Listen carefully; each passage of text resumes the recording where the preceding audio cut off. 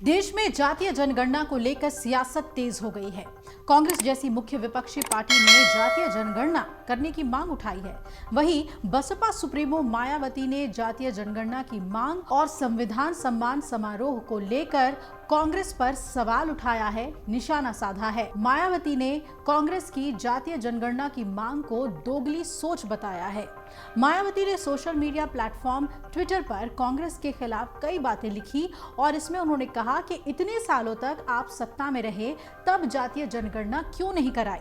साथ ही मायावती ने कांग्रेस और समाजवादी पार्टी पर निशाना साधते हुए कहा कि चाल और चरित्र से सावधान रहें।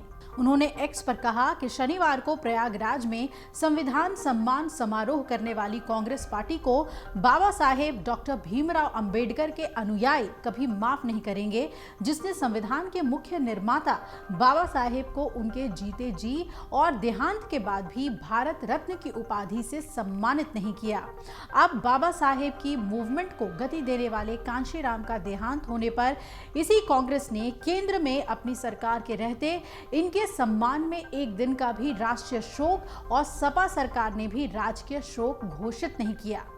इनकी ऐसी दोगली सोच चाल चरित्र से जरूर सजग रहें। मायावती ने अपने पोस्ट में आगे कहा कि इसके अलावा केंद्र में बीजेपी की सत्ता आने से पहले कांग्रेस ने अपनी सरकार में राष्ट्रीय जातीय जनगणना क्यों नहीं कराई थी, जो अब इसकी बात कर रहे हैं, जवाब दें। जबकि बीएसपी इसके हमेशा ही पक्षधर रही है, क्योंकि इसका होना कमजोर वर्गों के हित में बहुत जरूरी है। इतना ही नहीं, संविधान के तहत SC/ST को मिले आरक्षण में अब वर्गीकरण और क्रीमी लेयर के जरिए इसे निष्प्रभावी बनाने और खत्म करने की चल रही साजिश के विरोध में कांग्रेस, सपा और बीजेपी सब चुप्पी साधे हुए हैं। क्या यही इनका दलित प्रेम है? और इन सब चीजों से देश की जनता सचेत रहे।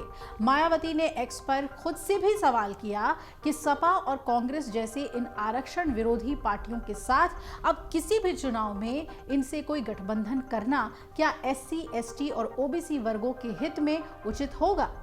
ये कतई नहीं होगा। ऐसे में अब इनको खुद अपने दम पर खड़े होना है, यही सलाह है। लोकसभा में नेता प्रतिपक्ष और रायबरेली सांसद राहुल गांधी कल प्रयागराज दौरे पर थे और इस दौरान उन्होंने संविधान का सम्मान और उसकी रक्षा कार्यक्रम में शिरकत की और इस दौरान उन्होंने सबसे पहले सुल्तानपुर के मोची रामचैत की कहानी सुनाई, जिनसे उन्होंने मुलाकात की थी। इस दौरान उन्होंने एक बार फिर जातीय जनगणना की बात दोहराई और कहा कि जातीय जनगणना से आबादी का पता चल सकेगा और हम ये जानना चाहते हैं कि किस चीज में किन लोगों की कितनी भागीदारी है।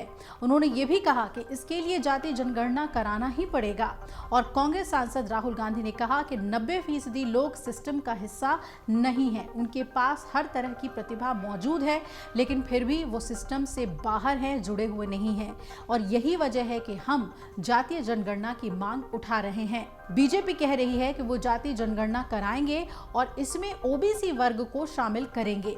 पहले बात तो ये कि जातीय जनगणना में OBC का जिक्र करना ही काफी नहीं है। कांग्रेस सांसद ने कहा कि हमारे लिए जातीय जनगणना सिर्फ जनगणना नहीं, ये नीति निर्माण का एक आधार है, फाउंडेशन है। ये समझना भी जरूरी है कि धन का जो डिस्ट्रीब्यूशन है, वितरण है, वो कैसे हो रहा है। ये पता लगाना भी जरूरी है कि नौकरशाही, न्यायपालिका, मीडिया में OBC, दलितों, श्रमिकों की भागीदारी कितनी है। तो एक तरफ राहुल गांधी खुलकर और हर मोर्चे पर जातीय जनगणना की बात कर रहे हैं, तो दूसरी तरफ मायावती जो कि SC/ST OBC के अधिकारों के लिए हमेशा से लड़ती रही हैं, BSP अपने पूरे अस्तित्व को दलितों के अधिकार के लिए जोड़कर देखती है। मायावती सवाल उठा रही हैं राहुल गांधी पर। अब इस पर कैसे सियासत जोर पकड़ती है, ये देखना बहुत ही अहम होगा। अगर आप ये वीडियो YouTube पर देख रहे हैं तो हमारे चैनल को सब्सक्राइब करें और बेल आइकन को दबाना ना भूलें। अगर आप Facebook पर ये वीडियो देख रहे हैं तो हमारे पेज को लाइक करें।